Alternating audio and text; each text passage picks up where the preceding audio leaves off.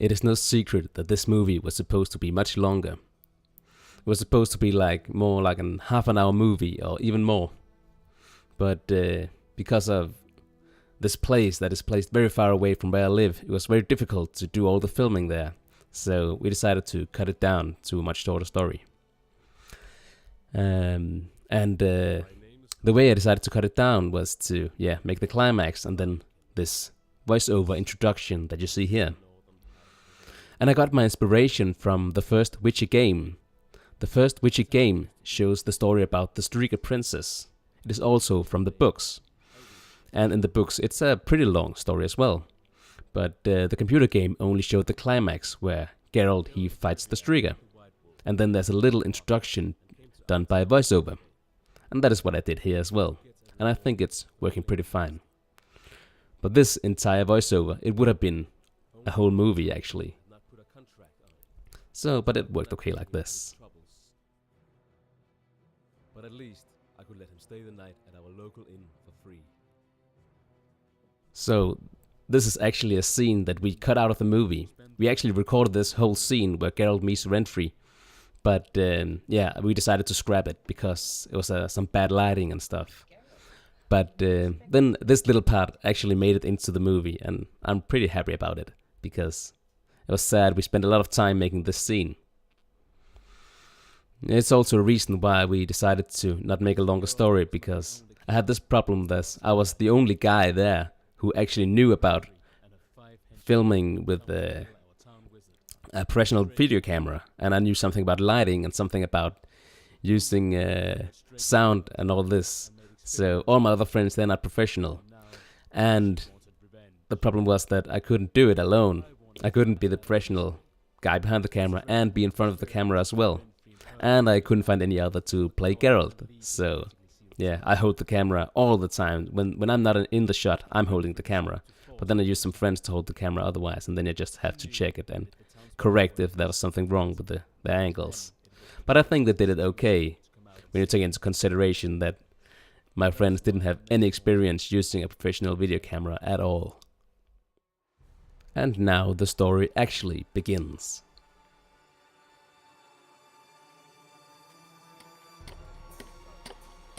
This is actually some extras I shot some other day. And these extras, they have no idea what they're looking at. I just told them to look at something. But anyway, here we have our 5 bad guys. In the books it's actually 6 bad guys. But you see the guy in the front here, he was supposed to have a twin.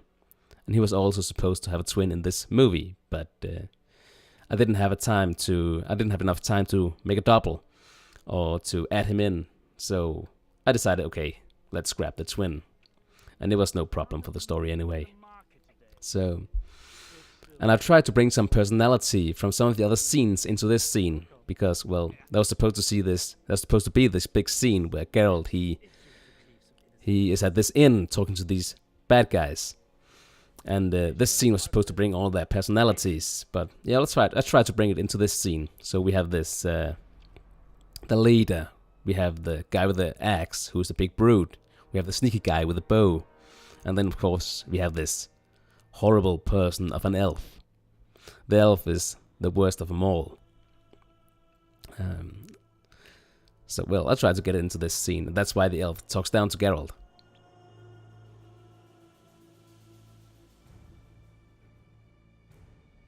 So this scene was actually shot in 2 parts. One part that we filmed in the evening, and then we went to sleep, and then we went up at 6 o'clock in the morning and continued filming. So my part there is shot in the morning, and this part is shot in the evening. And that is because some of the guys had to leave in the evening, and they were not there in the morning. And that's the guy with the bow, and that's why we kill him off in the evening. And well, the rest of this scene we kind of have to wing, because we spent a lot of time just with this talking part, and then we didn't have enough time to actually plan out the actual fight. But I was pretty lucky that we had already practiced the fight at home, or I had planned it in my head, and then I had an idea how it should look. But when we came to the center, I had to plan it out again, but it was only because I actually had it in my head. I was supposed to we could get the entire fight done in such such a short time. Oh, I love when Geralt says this.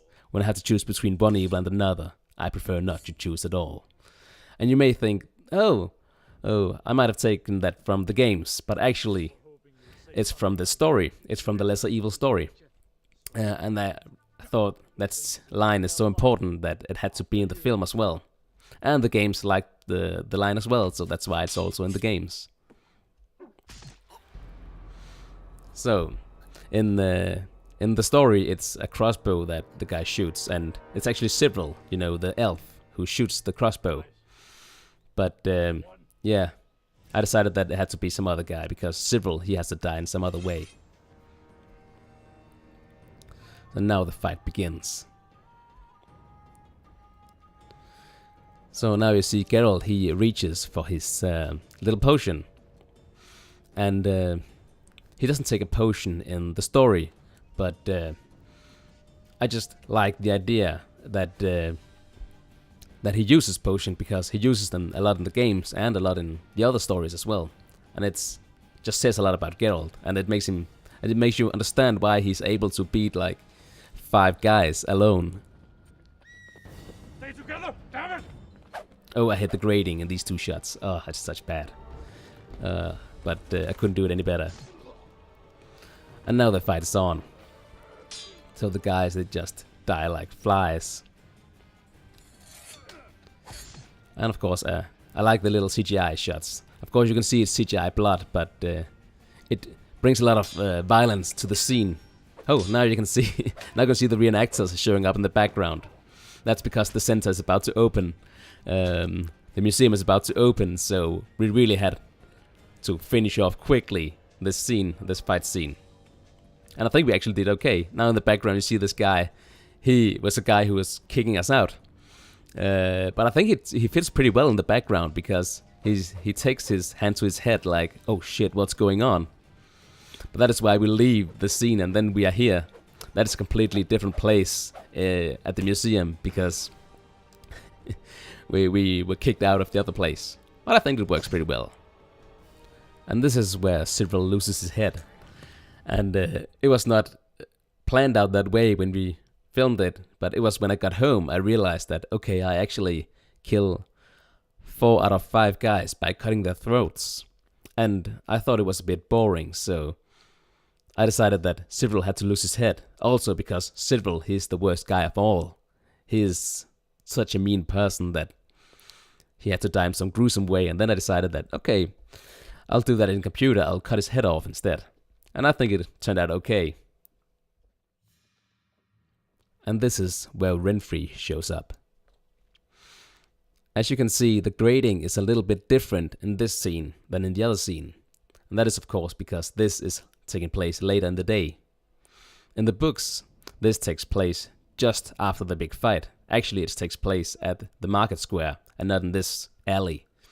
But I just thought it was cool to go to another location for this fight. Also, they gave me opportunity to change the grading because I like the grading in this scene a lot because, yeah, it takes place a bit later in the day. In my movie, not in the books, but in my movie it does. And I liked how... I like the chemistry between Geralt and Renfri here. But I really had to add this music because when I first showed this scene, there was no music. And I showed it for a friend, and she told me that she thought that Geralt and Renfri was about to have sex and not about to fight. So that's why I added a little more, dark music. Here you see Geralt use a sign. That's also a thing. He does it actually. He does that in the book as well. But I think it's cool to see Geralt use the signs because it shows how he can use the magic. He was actually in the original script. He was supposed to use all the signs, but yeah, we only see 2 here in this little story. And see how the way Geralt he makes a stance. The way he uses his sword was supposed to be he used a defensive stance in this little fight. And then she cuts him in the face. And that is when Geralt, he decides that, okay, I have to kick his ass. I really have to kill her. And that is now Geralt, he takes another stance. he takes a more aggressive stance. And you see, of course, that we added this cut in his eye. And that is a cut we added because it's in the games, and we just thought it was fun to make this the way Geralt, he got this scar above his eye. And now he kills Renfri. It's a bit sad we didn't have any blood for this scene. We didn't have real blood because, well, this scene was filmed pretty fast, so yeah, I didn't have time to get blood. But also, it's probably a good idea we didn't have any blood, because I think the medieval censor, they would be pretty angry if we put blood all over the place, and then there would be people coming the next day to the museum, and then it would just be blood all over, and maybe it would even color all these old buildings. We wouldn't want to destroy the old buildings, of course. But I really think Maria, who plays Renfri, she does a very good job about playing like a dying woman, because she does it so well that you still believe she's dying, I think, even though there's no blood.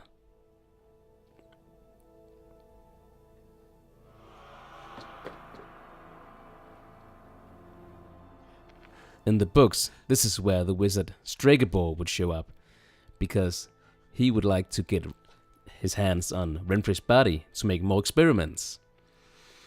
And this is not in the movie, because Stregobor is not in the movie. And I think it actually would ruin the mood here. I like the way Geralt just wanders off, and we just have the voiceover. But in my original script, of course, Stregobor would have been here as well. But I think it works out pretty well like this. The citizens had seen him slaughter 6 people. And now the movie ends. And, well, you might see that she's blinking a little bit, but that's just the nerves. She is dead, completely dead. And here we have my little title role. Well, this animated title sequence, I made this also myself. And it took a little while, but it was a good exercise for me. I've never done anything like this before. And here you see all the names of all the bad guys. We never say the names in the story. Of course, in the original script, we would have said all the names. But, well, we didn't have time in this story. And now you see the title of the whole story. And I'm one of these guys who hates when the title of a film comes at the end. The title belongs in the beginning of the movie. But for a movie this short, I think it's okay to have the title in the end. That's actually the way it works best, I think. But in any other movie, I really say put the title of the movie at the beginning and not in the end. But anyway, I hope you liked my little rambling, and I hope you enjoyed it, like it says right here.